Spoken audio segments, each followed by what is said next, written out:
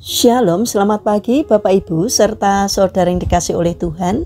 Kiranya berkat, damai sejahtera dan sukacita dari Tuhan Yesus Kristus senantiasa menyertai kita sekalian. Sebelum kita mendengarkan firman Tuhan dan renungan, marilah kita berdoa. Tuhan Allah Bapa yang Maha Baik, kami sungguh bersyukur atas kebaikan dan kemurahan-Mu, karena Engkau Tuhan yang selalu melindungi, menolong dan menopang kami. Terima kasih atas setiap kebaikan-Mu, ya Tuhan. Jika saat ini kami akan mendengarkan firman-Mu, urapilah kami dengan Roh Kudus-Mu, agar kami dapat mengerti dan memahami apa yang Tuhan sampaikan kepada kami. Bimbing hati kami, agar iman serta karakter kami semakin hari semakin bertumbuh menjadi lebih baik, sehingga semakin berkenan di hati-Mu. Terima kasih Tuhan. Di dalam nama Tuhan Yesus Kristus kami sambut berkat firman-Mu. Amin. Bapak Ibu serta saudara yang terkasih, bacaan firman Tuhan saat ini diambil dari TB2, Kitab 2 Samuel pasal 3 ayat 12. Demikianlah sabda Tuhan. Saat itu juga Abner mengirim utusan kepada Daud dengan pesan, "Milik siapakah negeri ini? Ikatlah perjanjian dengan aku, maka aku akan membantumu untuk membawa seluruh Israel berpihak kepadamu." Tema renungan saat ini adalah ketika musuh menjadi jalan Tuhan. Bapak Ibu serta saudara yang terkasih, Abner adalah panglima Saul, Raja Israel, yang tentunya turut memusuhi Daud.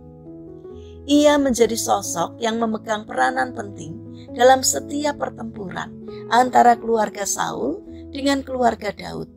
Namun karena kekecewaannya kepada Isiboset anak Saul, membuatnya ia berbalik memihak kepada Daud dan bersumpah untuk menjadikan Daud sebagai raja atas seluruh Israel.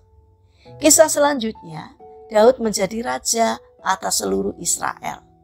Daud tak pernah berpikir bahwa Tuhan akan membuat situasi berbalik arah, yakni orang yang memusuhinya di peperangan menjadi akses terbesar untuk memunculkannya sebagai Raja Israel.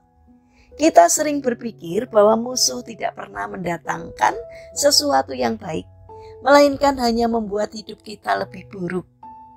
Namun melalui kisah ini, Tuhan ingin mencelikkan mata hati kita bahwa di balik kata musuh terdapat jendela Tuhan yang terbuka untuk membuat kita melakukan terobosan pandangan untuk lebih memahami kehendak Tuhan.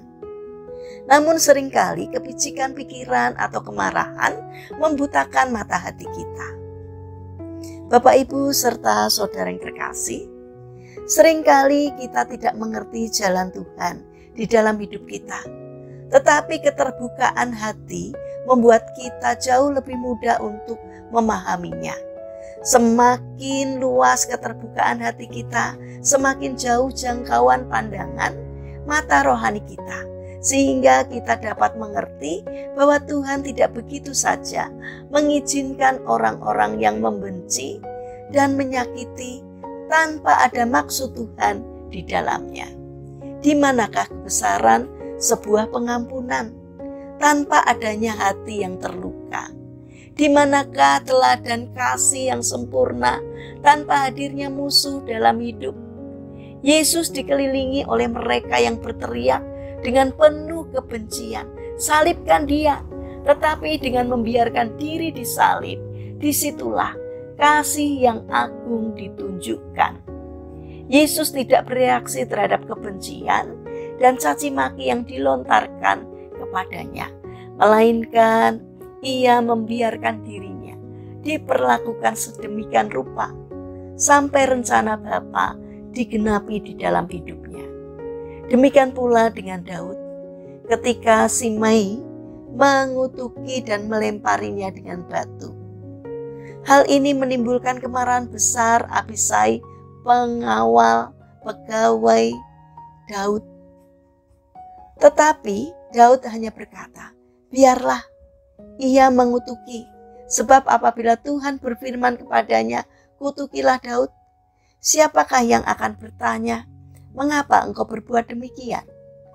Lalu Daud melanjutkan perjalanannya, sementara Simei terus mengutukinya. Bukankah banyak di antara kita bereaksi seperti Abisai yang penuh dengan kemarahan dan ingin menghentikan perjalanan untuk sekedar membalas sakit hati yang ada? Teladanilah Daud, tanggalkan panas hati, dan lanjutkan perjalanan hidupmu untuk makin mendekat kepada rencana Tuhan.